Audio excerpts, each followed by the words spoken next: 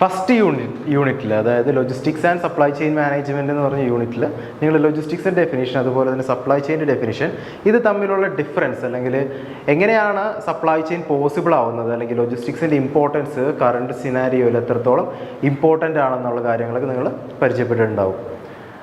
അതുപോലെ തന്നെ ഒരു എൻറ്റയർ സപ്ലൈ ചെയിൻ നോക്കുകയാണെങ്കിൽ അവിടെ ലോജിസ്റ്റിക്സ് എങ്ങനെയാണ് സ്റ്റെപ്പ് ബൈ സ്റ്റെപ്പ് പ്രോസസ്സുകളിൽ ഇംപ്ലിമെൻറ്റ് ചെയ്തിട്ടുള്ളത്, അതിൻ്റെയൊക്കെ ഇമ്പോർട്ടൻസ് എന്തൊക്കെയാണെന്നൊക്കെ നിങ്ങൾ ഓൾറെഡി മനസ്സിലാക്കിയിട്ടുണ്ടാവും. അതുപോലെ തന്നെ ഇമ്പോർട്ടൻ്റ് ആണ് അത് എങ്ങനെയാണ് ഓരോരോ ഫേസസ് ആയിട്ട് 4 ഫേസസ് ആയിട്ട് ലോജിസ്റ്റിക്സിനെ ഡിവൈഡ് ചെയ്തിട്ടുള്ളതെന്നും സർവീസ് പ്രൊവൈഡേഴ്സ് ആരൊക്കെയാണെന്നും service providers categories like first party logistics, second party logistics, third party, then fourth, fifth and seventh. ഇതുപോലെ 7th പാർട്ടി ലോജിസ്റ്റിക്സുകളെ പറ്റിയിട്ട് നിങ്ങൾക്ക് പ്രീവിയസ് യൂണിറ്റിൽ പരിചയപ്പെടുത്തിയിട്ടുണ്ടാവും. നമുക്ക് ആക്ച്വലി 10 സർവീസ് പ്രൊവൈഡേഴ്സ് ഉണ്ട്. നമുക്ക് മെയിൻലി 7 സർവീസ് പ്രൊവൈഡേഴ്സിനെ കൺസിഡർ ചെയ്താൽ മതി. അപ്പോൾ ഇതൊക്കെ ഓരോരോ കാറ്റഗറി വൈസാണ് നമ്മൾ ഇത് ചെയ്തിട്ടുള്ളത്,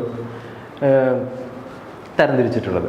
ഓക്കെ, അപ്പോൾ അത്തരം ഇന്നവിറ്റബിൾ ആയിട്ടുള്ള ആ ഒരു കാര്യങ്ങൾ നിങ്ങൾ മനസ്സിലാക്കിയെന്ന് വിശ്വസിക്കുന്നു. So we are moving on two unit 2 warehouse management.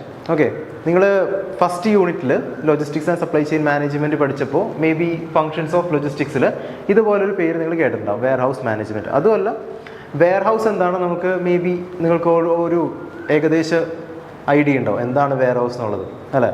നമ്മൾ അതിൻ്റെ ഗോഡൗൺ എന്ന് പറയും, അല്ലെങ്കിൽ വലിയൊരു സ്റ്റോറേജ് സ്പേസ് എന്നൊക്കെ നമുക്ക് പറയാൻ പറ്റും. Okay, first of all warehouse എന്ന് പറയുന്ന ആ ഒരു വേർഡ് നമ്മളെല്ലാവർക്കും അറിയാം. വെയർഹൗസ് ഇപ്പോൾ സിമിലർ ആയിരിക്കും ആ ഒരു വേർഡും ആ ഒരു സ്ഥലങ്ങളും. അതൊരു എന്താണ് ഒരു ബിൽഡിംഗ് അല്ലെങ്കിൽ ഒരു സ്റ്റോറേജ് ഫെസിലിറ്റിയാണ്. വലിയ ക്വാണ്ടിറ്റിയിൽ നമുക്ക് ഗുഡ്സ് അല്ലെങ്കിൽ മെറ്റീരിയൽസ് സൂക്ഷിക്കാനും അല്ലെങ്കിൽ വേറെയും പല ഓപ്പറേഷൻ്റെ ഭാഗമാകാനും ഈ ഒരു വെയർഹൗസിന് അവിടെ സാധിക്കാറുണ്ട്. ഈ വലിയ രീതിയിൽ ചരക്കുകൾ കൺട്രോൾ ചെയ്യുന്ന മാനുഫാക്ചറേഴ്സ് ആയിക്കോട്ടെ, ഡിസ്ട്രിബ്യൂട്ടേഴ്സ് ആയിക്കോട്ടെ, അതുപോലെ തന്നെ ഈവൻ ഹോൾസെയിലേഴ്സ് ആയിക്കോട്ടെ, റീറ്റെയിൽ ശൃംഖല നടത്തുന്ന ആളുകളായിക്കോട്ടെ, വലിയ വലിയ companies like Reliance, Aditya Birla, ഇത്തരം കമ്പനീസിൻ്റെ അടുത്ത് എന്താണ് ഇത്തരം വെയർഹൗസുകൾ ഉണ്ടാവും.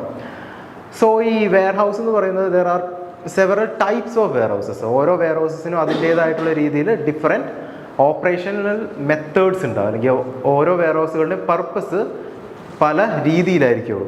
ഓക്കെ, ഇപ്പോൾ നമ്മൾ റാൻഡംലി റോഡിലൊരു വെയർഹൗസ് കണ്ടു കഴിഞ്ഞാൽ ഈ ഒരു വെയർഹൗസാണ് ഞാൻ കുറച്ച് മുന്നേ അവിടെ കണ്ട വെയർഹൗസ്, അല്ലെങ്കിൽ ഇതെല്ലാം ഒരേ കാര്യം തന്നെ ആയിരിക്കുള്ളൂ ചെയ്യുന്നത്, അതൊരു തെറ്റിദ്ധാരണയാണ്.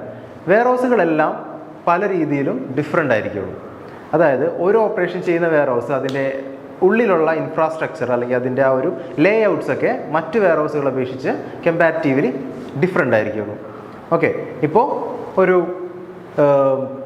പോർട്ട് ഓപ്പറേഷനായിട്ട് കണക്ട് ചെയ്തിരിക്കുന്നത് ലൈക്ക് CFS പോലെയുള്ള ബോണ്ടഡ് വെയർഹൗസുകൾ, ഇത് ഒരു ഡിസ്ട്രിബ്യൂഷൻ സെൻറ്ററും തമ്മിൽ എന്താണ് വളരെയധികം ഡിഫറൻസുകൾ വരും.